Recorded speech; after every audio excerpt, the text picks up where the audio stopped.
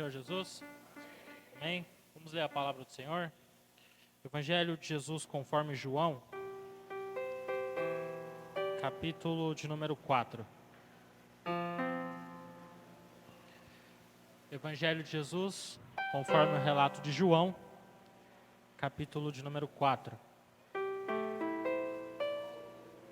Gostaria de ler com os irmãos a partir do versículo 4 também.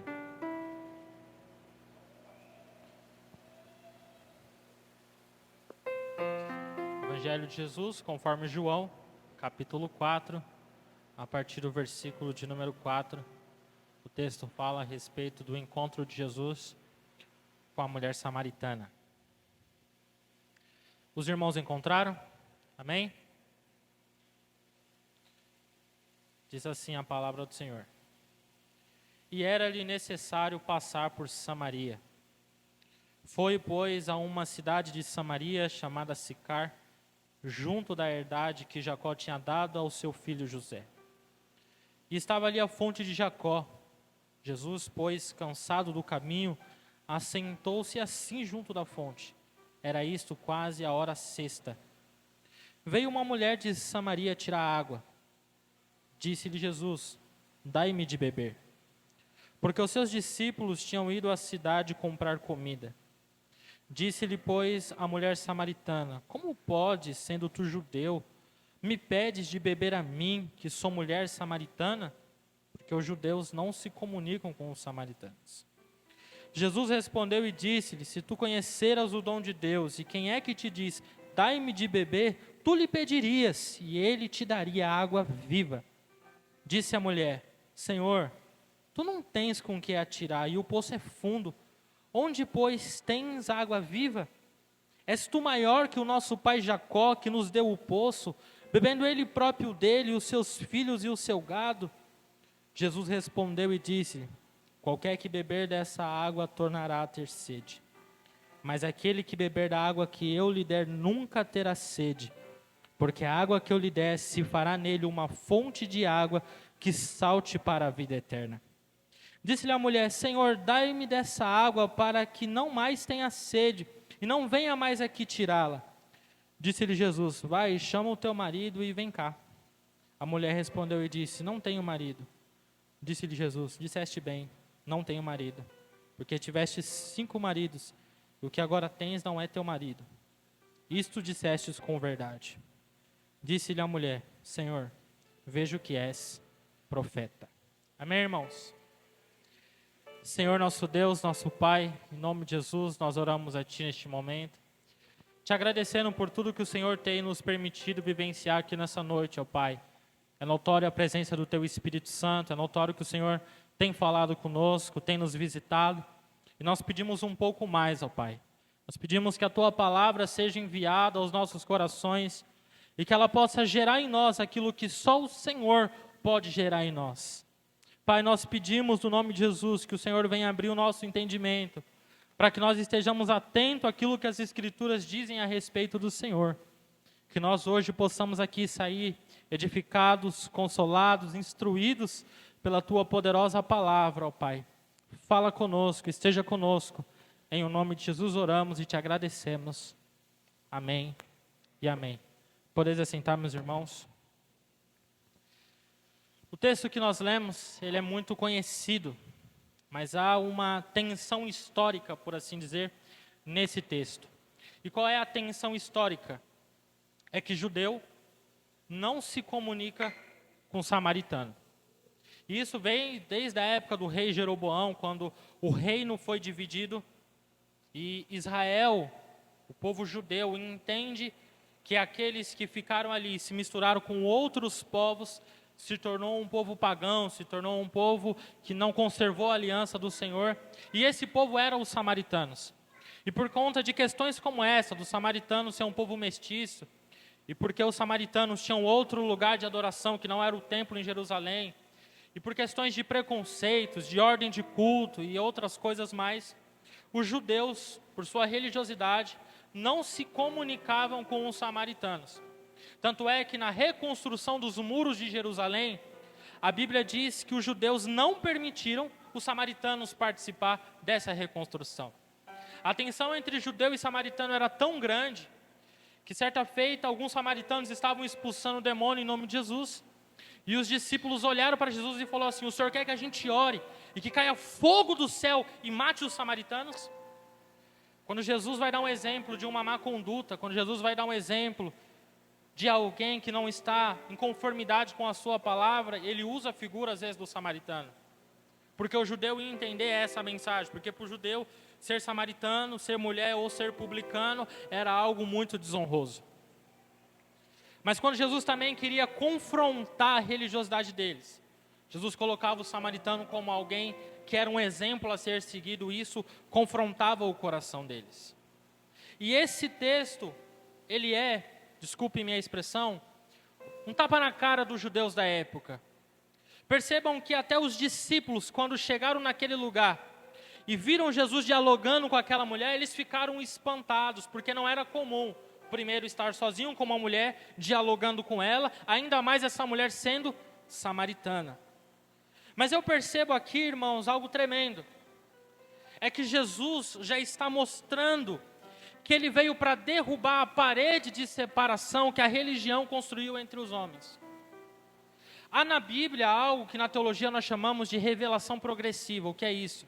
Há uma verdade que ela vai sendo desenvolvida nos textos bíblicos. Geralmente começa no Antigo Testamento, vai se desenvolvendo, vai ficando mais clara, e quando chega no Novo Testamento, você vê ela de forma explícita, de forma clara.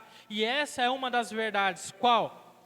A de que Deus deixou de ter uma aliança com Israel para ter uma aliança com todos os povos através do seu povo, que é a igreja.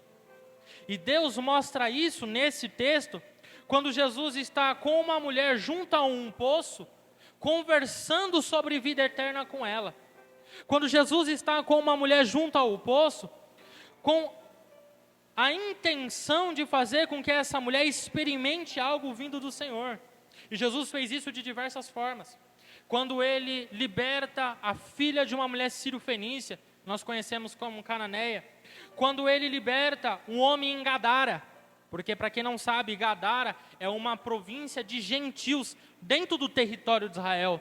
Era ele mostrando que ele iria romper com as barreiras da religião, com a religiosidade das pessoas, e ia alcançar pessoas que não participavam da aliança de Abraão que o povo judeu participava. Deus não está preso aos nossos dogmas. Deus não está preso às nossas religiosidades. Deus não é evangélico, Deus não é católico, Deus não é budista, Deus não é espírita. Deus é Deus. E ele rompe nesse momento com uma questão que para eles era terrível. O judeu não se comunica com o samaritano, mas Jesus não é um judeu qualquer. Jesus é alguém que veio para derrubar aquilo que as pessoas colocaram entre umas e outras. E Jesus faz isso de que forma? Tendo um encontro com essa mulher. E é interessante porque o versículo 4 diz: e era-lhe necessário passar por Samaria. E na cabeça de um judeu daquela época, não era necessário passar por Samaria. Existe um caminho mais longo, existe um caminho mais dificultuoso, mas eles preferiam esse caminho do que passar por Samaria.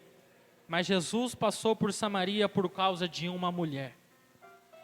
E isso aqui nos mostra, irmãos, que a obra da redenção não é o homem indo a Deus, é Deus vindo de encontro ao homem. Sabe, eu tenho certeza que na condição que você estava, antes de você conhecer Jesus, você não tinha condição, pelos seus próprios méritos, pela sua própria vontade, pela sua própria intenção de ir a Deus. É Deus que primeiro vem de encontro com o homem. Quando Adão caiu, o mais natural de se pensar é que Adão que deveria ir de encontro a Deus, mas Adão está envergonhado, porque o pecado faz isso com a gente. Mas quando ele estava lá envergonhado, ele ouve uma voz soar no jardim, dizendo: aonde você está, Adão? Quando Davi peca, e tenta de todas as formas camuflar o pecado que cometeu, esconder o que tinha feito, o Espírito Santo caguetou para o profeta Natã, e ele chega lá dizendo assim: Davi, teve um homem, que ele tinha muitas coisas, ele tinha tudo que ele queria, mas tinha um outro, que só tinha uma cordeirinha. Aí esse homem muito rico, quando recebeu uma visita de um estrangeiro, ele pegou, em vez de ir lá nos cabritos que ele tinha matado dele, ele foi naquele homem pobre, pegou o dele. E Davi fica indignado e fala: digno de morte é esse homem. E o profeta diz: esse homem é você. Mas o que Deus está fazendo acusando Davi? Não. Deus está indo de encontro a Davi, porque quer trazer Davi de volta.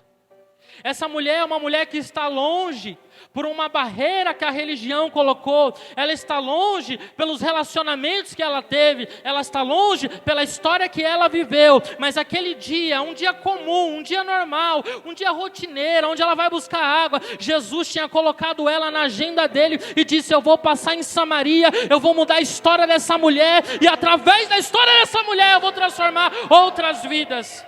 E é isso que Deus faz conosco, irmãos. Deus nos encontra nos piores momentos da nossa vida para nos mostrar que a sua graça pode mudar a vida de qualquer ser humano. É muito interessante porque para os judeus isso aqui é horrível, pensar que o judeu vai se comunicar com o samaritano.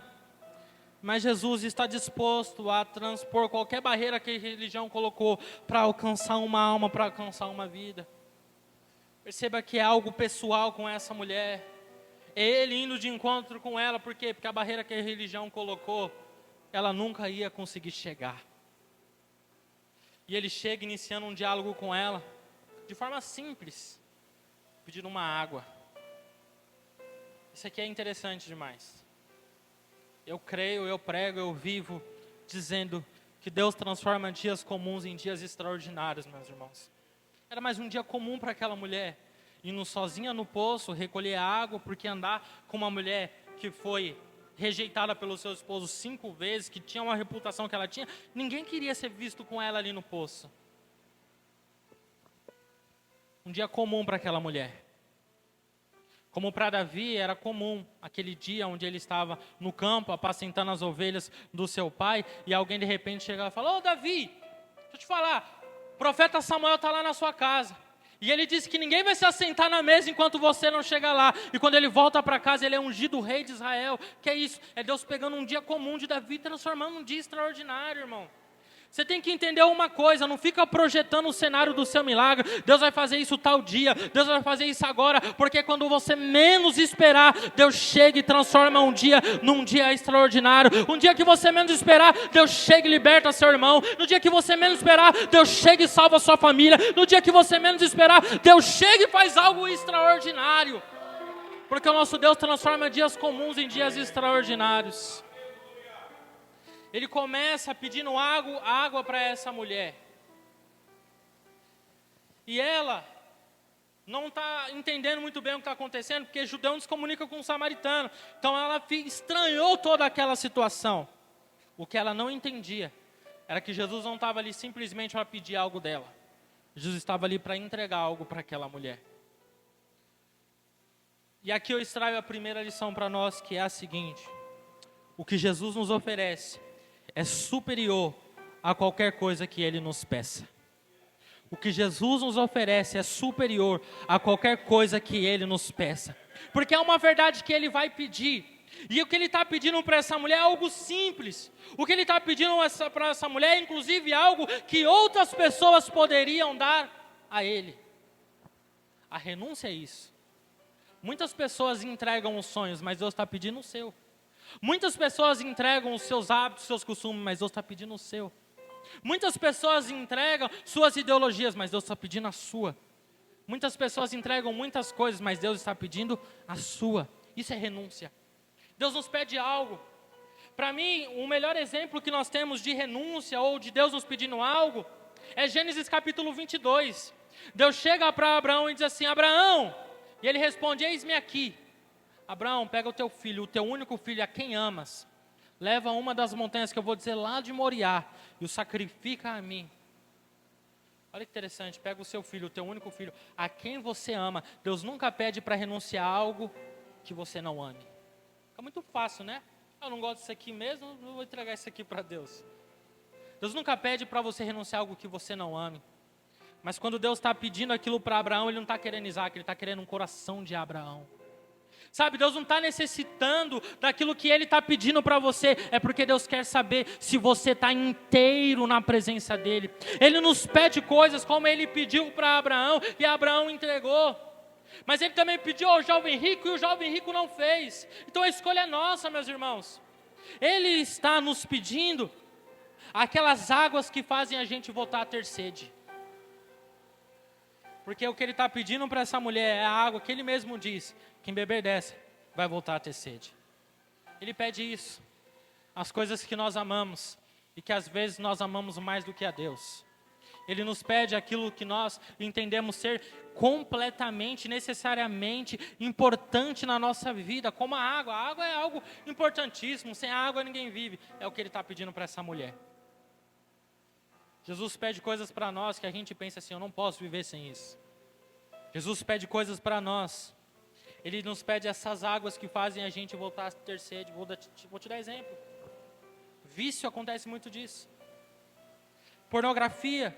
As pessoas consomem aquilo, mas voltam a ter sede, tem que consumir de novo. É cigarro, consome uma vez, mas tem que consumir de novo.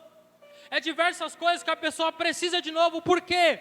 Porque aquilo não satisfaz ela por completo. Mas o que Jesus está oferecendo para essa mulher é uma água que vai satisfazer todos os anseios e o desejo do coração que ela sempre teve na vida.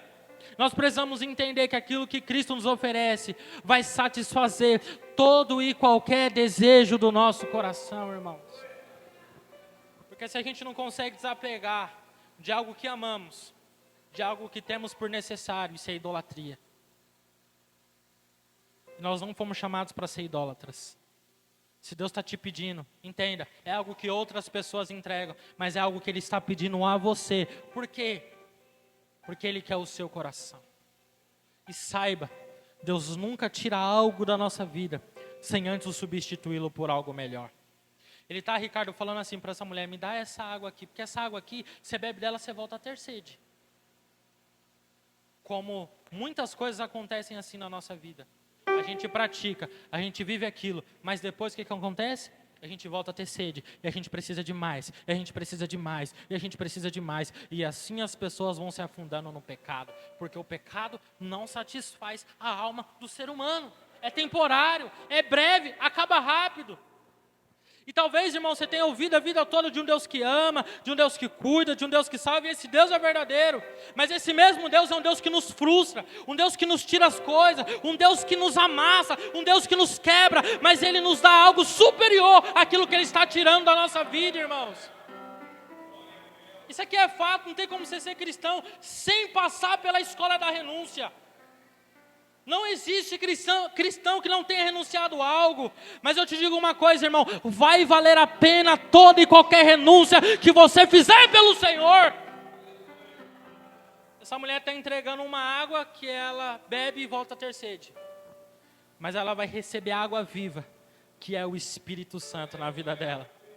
E não tem nada, irmãos, que nos satisfaça mais do que a presença do Espírito Santo em nossa vida. Você vai dizer para mim que você vai sair, a sua semana vai ser igual depois de um culto como esse, onde a gente sente a presença do Espírito Santo. Ou você vai dizer para mim que os seus negócios não fluem melhor quando você pede o direcionamento do Espírito Santo. Ou você vai dizer para mim que a sua vida espiritual não é diferente quando você tem uma relação íntima com o Espírito Santo. Nós só podemos acessar mais de Deus se a gente estiver disposto a abrir mão de algumas coisas, irmãos. Porque enquanto a gente está apegado nessas águas que nos fazem voltar a ter sede, a gente nunca vai experimentar por completo a água viva que jorra, que cria em nós uma fonte para a vida eterna. O Espírito Santo, por vezes, não aqui, mas em muitos lugares é negligenciado. E eu te pergunto, quem aqui já se arrependeu de algum pecado que cometeu na vida? Todo mundo, graças a Deus, né? Quem te convenceu que isso aí era pecado? Quem já chorou na igreja alguma vez?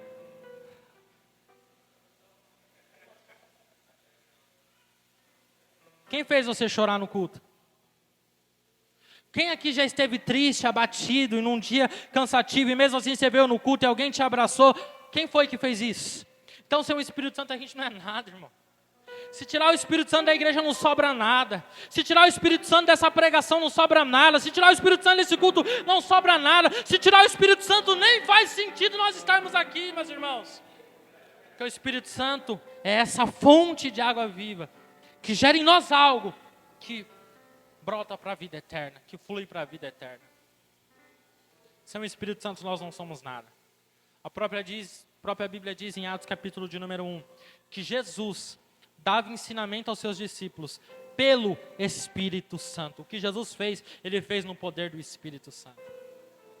É por isso que Paulo olha para crentes, para pessoas que já são cheias de Deus, diz assim, enchei-vos do Espírito Santo. Como é que você fala para a gente que é cheio do Espírito Santo, se encher do Espírito Santo? É porque pode ter algo mais. Pode fluir algo mais. Deus quer que você transborde no Espírito Santo, meus irmãos. Como diria um grande pregador da história da igreja, Leonard de Riverhill, em um dos seus sermões ele pregou da seguinte forma: sabe qual é o nosso problema? Nosso problema é que a gente vem no culto e fala assim, venha Espírito Santo. Mas Espírito Santo, a gente tem alguns costumes aqui, é bom o Senhor não... Espírito Santo, venha, impacta a nossa vida. Espírito Santo, venha e esteja conosco. Só que Espírito Santo, não me leva ao arrependimento, que isso aí eu não estou afim não. Espírito Santo, venha Espírito Santo. Mas Espírito Santo, não vem quebrar a nossa ética ministerial aqui. Então o Espírito Santo não vai vir, porque aonde o Espírito de Deus está, ali a liberdade, diz a palavra do Senhor, meus irmãos. Jesus pede algo para essa mulher? Pede. Igual Ele vai pedir para você, igual Ele pediu para mim, igual Ele pede para todo aquele que vai o servir. Ele pede algo que é muito pequeno, se comparado àquilo que dele nós estamos recebendo. Ele pede uma água, mas Ele quer dar o Espírito Santo para aquela mulher. Então, irmão, saiba, se Deus tirou algo da sua vida, eu tenho certeza que Deus tirou. E eu tenho certeza que Deus vai tirar muitas coisas da nossa vida, como já foi declarado. Esse é o ano da renúncia. Então, se é ano da renúncia, isso aqui não é só um slogan para o ano, não. Isso aqui é verdade. É ano da renúncia, é ano da gente abrir mão de algumas coisas. É ano da gente entregar algumas coisas mesmo. Mas a gente vai ter mais intimidade com o Espírito Santo, eu posso garantir isso para você, meu irmão. E é interessante porque Jesus, num diálogo com essa mulher, pede água para ela. Ela não entende muito bem o que está acontecendo ali. Começa um diálogo com ele, principalmente questionando o fato dele, como judeu, estar pedindo água para ela, que é a mulher samaritana. E Jesus fala para ela, se você conhecesse o dom de Deus, a palavra dom aqui é presente. Se você conhecesse o presente de Deus, a dádiva de Deus, e quem é que está falando com você? Você é que está pedindo alguma coisa, mãe. Você que ia pedir água viva, e eu te daria. Aí ela não está entendendo muito bem aquilo ali, porque a gente demora às vezes para pegar algumas coisas que Deus está falando. Não sei se com você é assim, mas às vezes comigo, às vezes é. Ela demora um pouco a captar e fala assim, mas o senhor não tem nem com que tirar água, onde tem essa água viva? O senhor é maior que o nosso pai Jacó, porque ele mesmo nos edificou esse poço aqui. Bebeu desse poço, deu água para os filhos, deu água para o galo através desse poço aqui. És tu maior do que o nosso pai Jacó? Ele fala dessa água viva. E ela pede essa água para ele, sem entender muito o que é essa tal água viva que ele quer entregar para ela. E Jesus, de uma forma tão natural, de uma forma tão branda, olha para ela e fala assim, tá bom, vai lá e chama o seu marido. Aquilo foi um bug na cabeça dela. Ela falou assim, eu não tenho marido. Ele falou, é verdade, porque você teve 5. E esse que você está agora não é seu marido. E aqui é o segundo ponto que nós queremos trabalhar aqui hoje. Deus sabe o pior de nós, mas mesmo assim Ele é quem mais nos ama. Ele olha para aquela mulher e fala assim, eu sei que você teve 5 maridos. Eu sei que esse relacionamento que você está aí agora não glorifica a Deus. Conheça a sua vida. Diz o historiador que quando Jesus falou para Natanael assim, ó, eu te vi debaixo da figueira, é naquela época onde o Herodes estava matando todas as crianças e a mãe dele pegou e escondeu ele debaixo de uma figueira. E ele ficou maravilhado com aquilo, como esse cara me conhece. E eu não vim te iludir, irmãos, eu vim dizer que Jesus conhece o pior de você. A população conhecia daquela mulher coisas horríveis, mas Jesus conhecia mais do que a população. E quando eu leio textos como esse, que essa mulher está sozinha por conta dos pecados dela, mais eu entendo porque um dia Davi, quando teve 3 opções de escolher qual juízo ia vir sobre ele, ele falou assim: Senhor, eu prefiro cair nas suas mãos do que cair na mão dos meus inimigos, porque Deus tem mais misericórdia que os homens, irmãos. Deus tem mais misericórdia que os homens. As pessoas sabiam da vida daquela mulher, isso é fato. Mas Jesus conhece o pior da vida dela mais do que aquelas pessoas conheciam. Lá em Lucas capítulo de número 7, do versículo 36 ao 50, um fariseu chama Jesus para um jantar com ele, meio que no propósito de pegar Jesus em alguma hora ali, em algum momento, ver se Jesus de fato era quem ele dizia ser. E entra uma mulher que a Bíblia denomina ela como pecadora.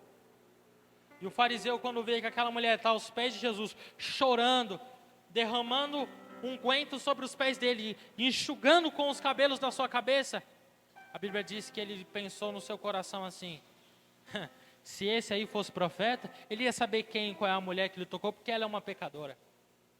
E Jesus conta uma parábola para ele, uma historinha, dizendo assim: Simão, dizia mestre, certo credor tinha 2 devedores.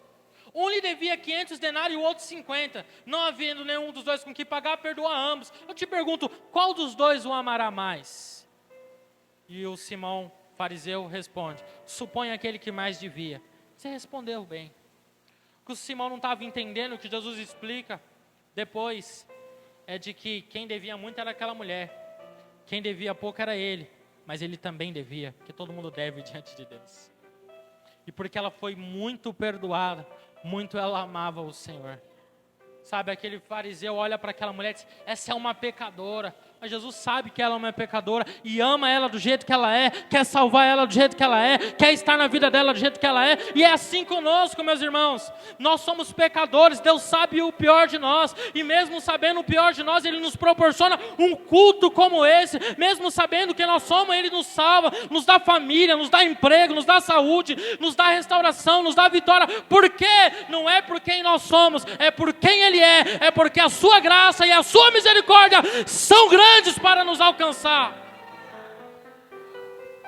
E é isso que Jesus está mostrando aqui. Eu sei o pior de você, mas na graça tem espaço para todo mundo, irmão. Na graça tem espaço para todo mundo. Ah, Samuel, mas você não tem ideia do que esse cara fez. Na graça tem espaço para ele. Ah, Samuel, mas esse cara aqui já usou droga, já bebeu, já bateu na esposa, já violentou pessoas, já fez coisas terríveis. Na graça tem espaço para ele. Ah, Samuel, mas ele é terrível. Tem espaço na graça para ele, como teve espaço na graça para mim e para você, meu irmão. Porque às vezes nós somos igual ao irmão mais velho da parábola do filho pródigo, né? Mas eu tenho te servido há tanto tempo, o Senhor nunca me deu um cabrito para eu comemorar com os meus amigos. E esse teu filho desperdiçou seus bens com as prostitutas. Você vem e faz um banquete para ele. Ô, fiel, estava morto e reviveu, tinha se perdido e foi achado. Em outras palavras, você está reclamando, mas tudo que é do pai é seu. Você está reclamando do quê? O cara está perdido, o cara está na droga. E tem pessoas que se dizem cristão e quer que as pessoas vivam assim, irmãos. Não é esse o evangelho de Jesus. O evangelho de Jesus alcança o drogado, alcança o presidiário, alcança a prostituta, alcança o menino que é briguento, alcança todo mundo. Na graça tem espaço para qualquer tipo de gente, em qualquer lugar. É por isso que em Atenas, no Areópago, Paulo pregou dizendo: Deus não leva em conta o tempo da ignorância, mas anuncia agora a todos os homens e em todos os lugares que se arrependam, porque Ele tem determinado um dia em que com justiça há de julgar o mundo, através do varão que destinou, e disso Ele deu prova a todos quando o ressuscitou do meio dos mortos. Esse é o evangelho do Senhor Jesus Cristo. Deus sabe o pior de nós, mesmo assim Ele é quem mais nos ama. Tem se despertado pessoas para falarem do quanto você é valioso, do quanto você é maravilhoso, do quanto você é sei lá o quê. E eu não estou dizendo que isso é mentira não, porque em Cristo você é, mas sem Cristo você não é. Entende? Ah, mas eu sou filho de Deus, eu sou maravilhoso. Tá bom, tirando Jesus de você, você é só mais um pecador, inimigo de Deus, morto nos seus pecados e delitos. Nós somos valiosos porque nós estamos nele, nós somos filhos porque nós estamos nele, nós somos nova criatura porque nós estamos nele. Se há algo de bom em nós, é Cristo. O que não é bom em nós, é nós mesmos. Entende? Como dizia Charles Spurgeon, o que você vê de bom em mim, é Cristo. O que você vê de ruim em mim, sou eu mesmo. Deus sabe o pior de nós, irmãos. Deus sabe das nossas intenções. Deus sabe daquilo que passa na nossa cabeça. Deus sabe aquilo que nos motiva. Deus sabe o que a gente faz. Deus sabe o pior a nosso respeito. Deus sabe coisas que passam pela nossa alma, ou que passaram, ou que vão passar pela nossa alma, que as pessoas mais próximas nunca vão saber. Coisas que dá vergonha, que você chorando, se arrepende diante do Senhor. Deus sabe disso aí. Isso aí está nu e patente diante dos olhos de Deus. Mas eu amo aquelas cartas, igreja de Apocalipse, porque Jesus pega, por exemplo, uma igreja igual a Laodiceia, e sente o sarrafo. Vocês são mortos, vocês são isso, vocês são aquilo. Não, você parece que Jesus está quebrando, é tipo a luta do Popó com o Bambam, arrebentando, quebrando. E aí no final ele está dizendo assim, ó, mas ao que vencer, vai se assentar no trono do meu Pai, assim como eu me assentei. Peraí, mas olha essa igreja. E ele está falando que essa igreja aí, se ela vencer, porque ele não quer que aquela igreja fique daquela forma. Ele quer que aquela pessoa mude. Ele sabia o pior da igreja de Laodiceia. Mas ele mesmo disse para ela assim, ó, eu repreendo e castigo todos quanto eu amo. Eu estou aqui fora da igreja de vocês, e eu estou batendo na porta, eu estou insistindo. Se vocês abrirem a porta, eu vou entrar. Aquele que abrir a porta, eu vou entrar. Vou cear com ele e ele comigo. O que é isso? Eu sei o pior de vocês. Mas mesmo assim, eu sou aqueles que mais amam vocês. E é interessante porque quando essa mulher entende que Jesus conhece tudo sobre ela, já começa a se mudar o conceito a respeito de Jesus que ela tinha. Porque até então ela via ele apenas como um judeu. Agora ela olha e fala assim, eu vejo que você é profeta. E ela começa a indagar a respeito de adoração. Versículo 20, nossos pais adoraram neste monte, a grande sinagoga de Samaria. E vós dizeis que é em Jerusalém, o templo, o lugar onde vocês devem adorar. Em outras palavras, essa mulher está falando assim, ó. Alguns dizem que o lugar onde a gente encontra Deus é lá em Jerusalém. Eu cresci ouvindo que o lugar que eu encontro Deus é aqui, mas aonde eu encontro Deus? Entende isso? Nossos pais adoraram neste monte, eles falam que a gente encontra Deus aqui. Vós dizeis que é em Jerusalém que se encontra Deus. O lugar onde se deve adorar é lá. E quando ela está falando de adoração aqui, ela não está falando de cantar 2 hinos com um grupo de louvor. Quando ela está falando de adoração aqui, ela está falando de colocar a mão sobre a cabeça de um animal, confessar os seus pecados e esse animal morrer. Isso é adoração naquela época. Está ligado com confissão de pecados, reconhecimento de ser pecador. Mas a pergunta dessa mulher é essa, onde eu encontro Deus? E Jesus disse, mulher, crê que a hora vem, em que nem neste monte, nem em Jerusalém adorareis ao Pai. Vós adorais o que não sabeis, nós adoramos o que sabemos, porque a salvação vem dos judeus. Mas a hora vem, e agora é, em que os verdadeiros adoradores adorarão o Pai em espírito e em verdade, porque o Pai procura os tais que assim o adorem. Deus é espírito, e importa que o que os adore, o adore em espírito e em verdade. Em outras palavras, aonde eu encontro Deus? Jesus está respondendo, aqui. Porque se você estiver adorando em espírito, Deus vai estar aqui com você. Se você estiver adorando em verdade, é aqui. Não chegará a hora, e a hora é já. Ou seja, a partir de hoje, a partir desse meu diálogo com você aqui, não é mais Jerusalém, não é mais a grande sinagoga de Samaria. Aonde você estiver, se você for um adorador, Deus está ali. Essa é a grande pergunta da humanidade, essa é a grande pergunta. Onde nós encontramos Deus? Tantas religiões, tantas ideologias, há tantos conceitos, há tantas divergências. E a gente pode pensar algumas técnicas para ganhar pessoas. Quando eu fiz teologia, aprendi um monte. Argumento filosófico, argumento histórico, argumento não sei o quê. Legal, da hora, aprendi, muito bom. Mas quem convence é o Espírito Santo. Pode chegar citando filósofos, citando história, se o coração for de pedra, não adianta, é o Espírito Santo que convence. Você pode ter o melhor argumento, pode não ter, mas não importa, é Deus que faz a obra na vida das pessoas, meus irmãos. É Deus que faz essas coisas na vida das pessoas. Quando Jesus responde para essa mulher a respeito de adoração, ela diz assim: eu sei que o Messias, que se chama o Cristo, Messias e Cristo é a mesma coisa, é uma palavra em hebraico, Messias, outra palavra, Cristo é no grego, que significa ungido. Eu sei que quando o ungido vier, ele nos anunciará tudo. Ele vai esclarecer todas as coisas. Então Jesus se apresenta para aquela mulher. Diz: sou eu que estou falando contigo. E aqui acontece o que nos dá mais para o terceiro e último ponto dessa ministração.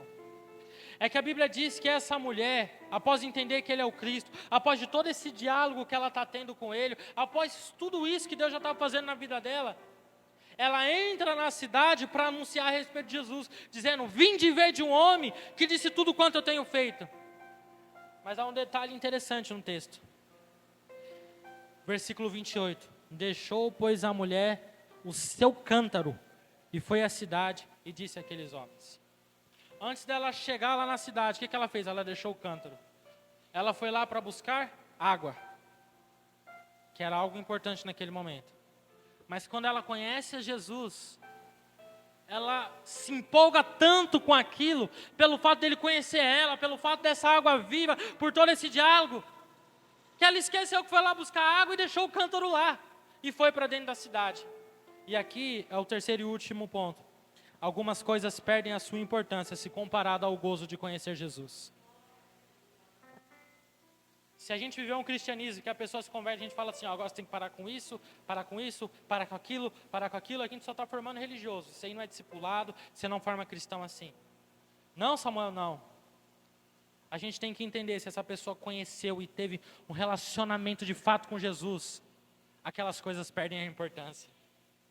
Aquilo fica para trás. É como o Fernando sempre testemunha aqui a respeito do que Deus fez na vida dele. Não precisou ninguém chegar aqui: ó, Fernando, ó, você tem que parar com isso. Não, por quê? Porque se comparado ao que Jesus fez na vida dele, tudo o resto perde a importância. A gente deixa o nosso cântaro sem ele precisar pedir, irmãos.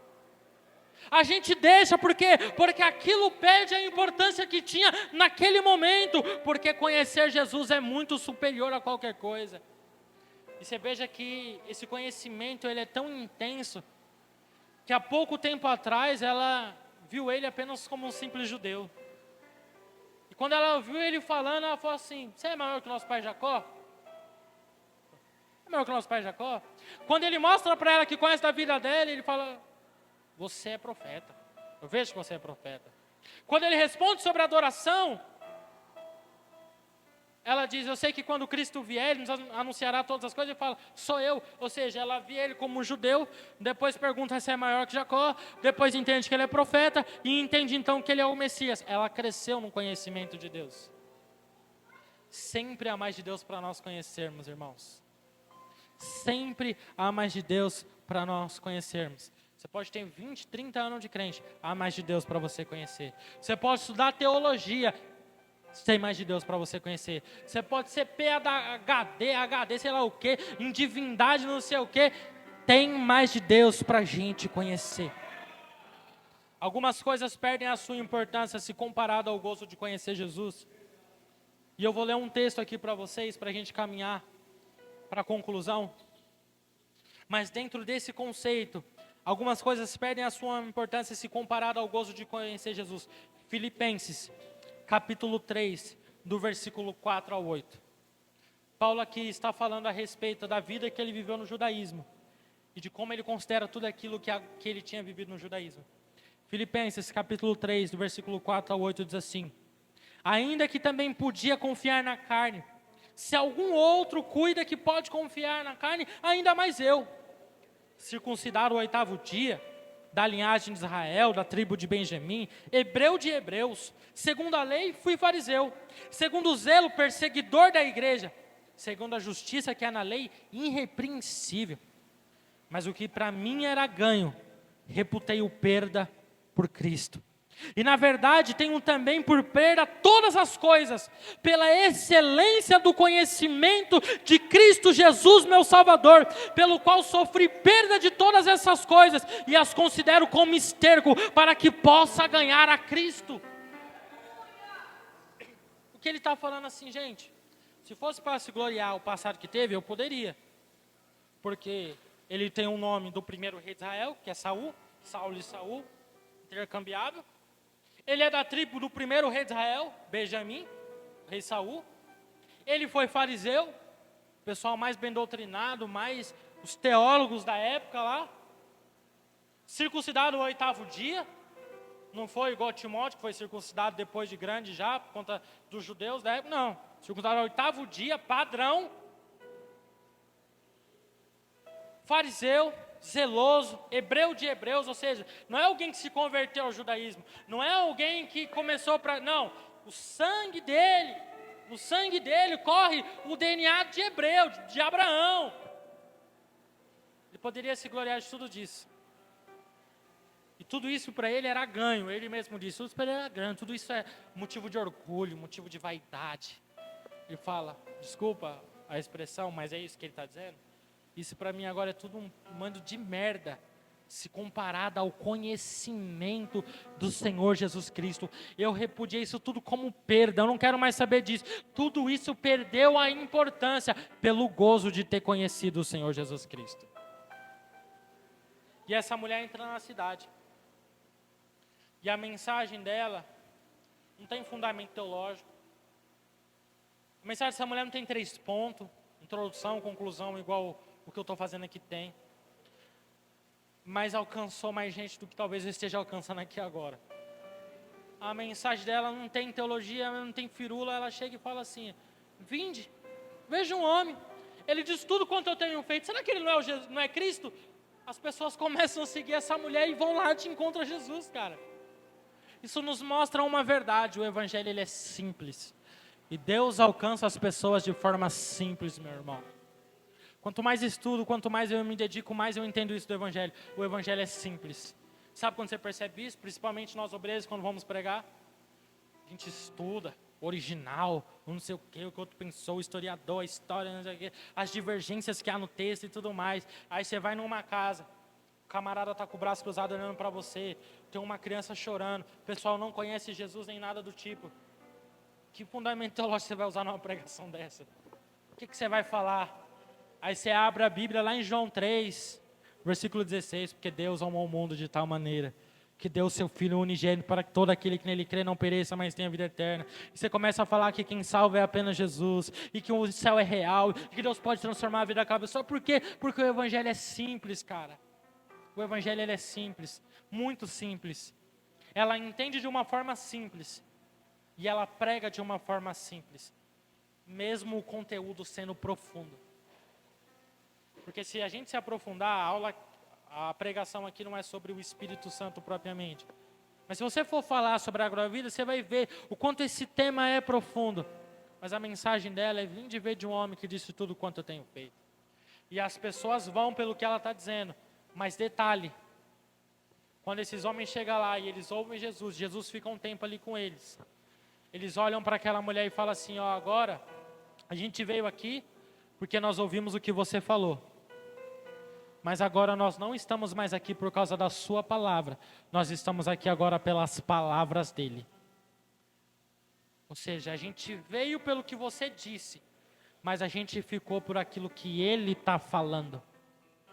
Ela traz esse pessoal, só que esse pessoal não fica por causa dela. Esse pessoal fica porque eles também tiveram conhecimento a respeito do Senhor Jesus. E aqui eu encerro dizendo que esse é o ciclo da obra de Deus. Homens encontrados por Deus vão atrás de outros homens que terão um encontro com Deus. Isso é a obra de Deus no seu resumo.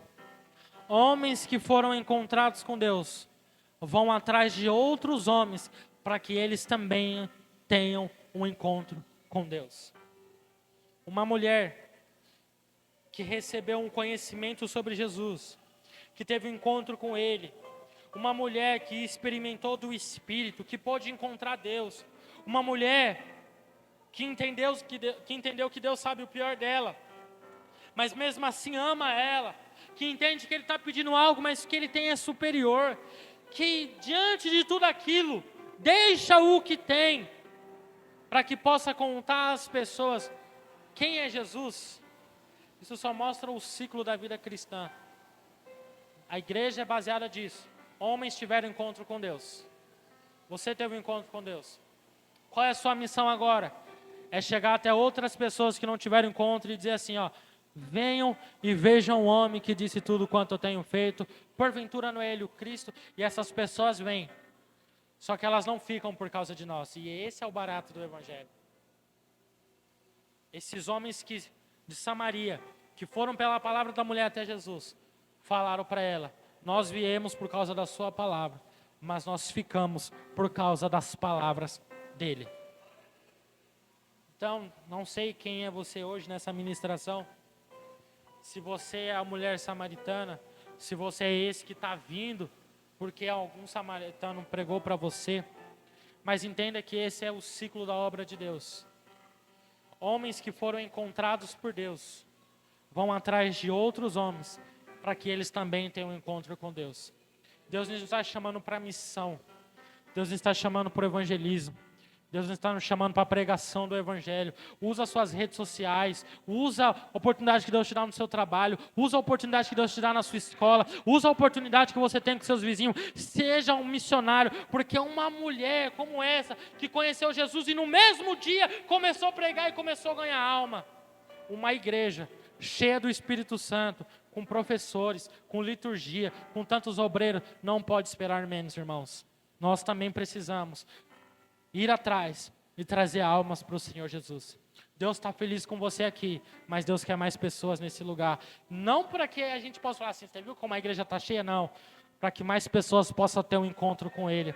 Para que mais pessoas tenham a vida transformada. Para que mais testemunhos igual do Fernando possam chegar aqui na nossa igreja e pessoas falar a mesma coisa. Ó, eu tinha problema com droga, eu tinha problema com isso, isso e isso. Eu vivia uma vida assim, mas Jesus teve um encontro com a minha vida e me transformou. Para que mulheres como essa, que tiveram uma vida completamente errada, possam chegar e falar assim, ó, eu vivia uma vida promíscua, eu vivia na imoralidade sexual, mas Jesus me transformou. Para que a gente possa ter testemunho de que o nosso Jesus ainda salva pessoas. Amém, meus irmãos? Deus abençoe os irmãos em nome de Jesus. Aqui eu agradeço a minha oportunidade.